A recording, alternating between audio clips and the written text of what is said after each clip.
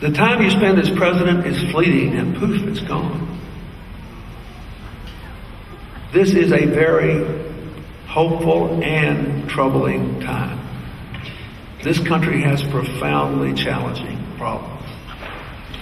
I'd be here for Hillary if we weren't married, because she's the best change agent and the best problem solver and has the best heart and mind combination of anybody I've ever known. I'd be here because she's done things with her life as a private citizen and in state government and the White House and in the Senate that make her uniquely qualified to make these changes with you. And I'd be here because I know from 1,000 examples that she'll never forget the look that's in your eyes. Last summer, under the most unusual circumstances, I ran into a fireman who was part of the 9/11 rescue. He was on a golf course, and he was a caddy.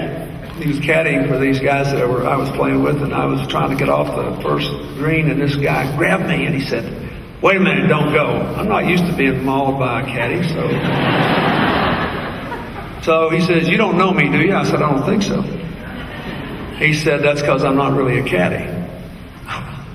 A comedian, a terrorist, what have I got? So he said, "I do this to supplement my income, President Clinton, but in my real life, I'm a captain in the New York City Fire Department." And he said, "You know, before 9/11, most of us firemen thought we were Republicans." I love this guy. He was so upfront. He said, "I mean, after all, what do we need from the government? We had a good job. We had health care. We had retirement. What do we need? We're pretty clannish. We just love all that macho talk they put out. We just like the way they talk." And I appreciate it. He was so honest, and straightforward.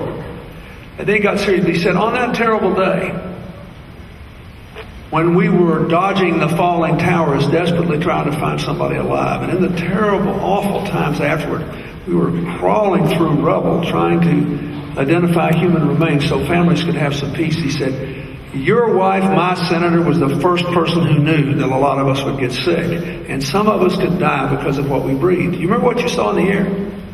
Asbestos, PCBs, and benzene. That's all that smoky stuff you saw in the air. All cancer-causing agents." He said, "But the president we voted for and the White House and the EPA, they said no way in the world we could get sick breathing that stuff. So they didn't want to give us any money for emergency examination and detection and aggressive intervention. But Hillary knew, and she fought for us, and she got some people to fight with her in the House. And because she fought for us, some of us who would have died are alive. And those of us who didn't make it," he said, "at least our families had the dignity of knowing that in one of our darkest hours, the Congress honored their loved one's service." This guy looked at me and said, "I honestly don't know what I think about politics anymore. But I do know this. That's the kind of person who ought to be president. Somebody who knows what it is like to be me and every other person in this country that ever felt overlooked or ignored or abused."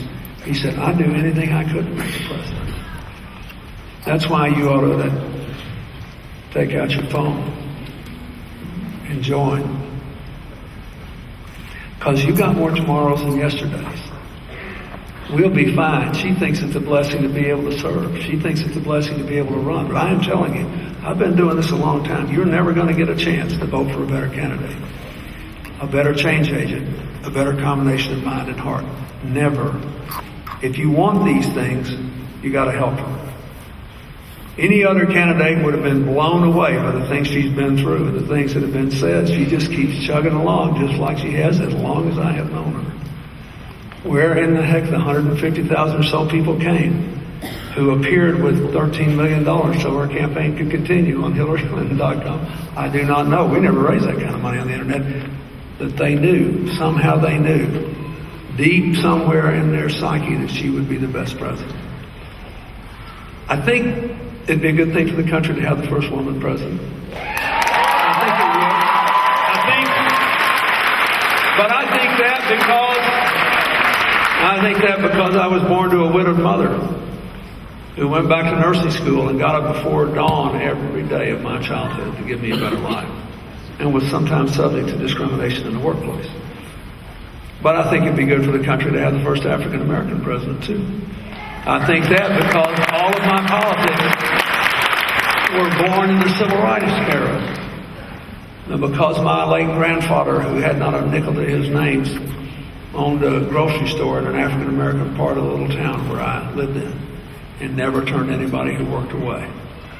I also think it's going to be great when we have the first Latino president, the first Asian president, the first Native American president, the first Jewish president, the first Muslim president, the first president. I think this is great, all this stuff. This is America. We are not supposed to be defined by our categories. But what you need right now, after the last 7 years and with all the clouds on the horizon, is the best president. And I think you know who it is. Please elect her on Tuesday. Thank you. And God bless.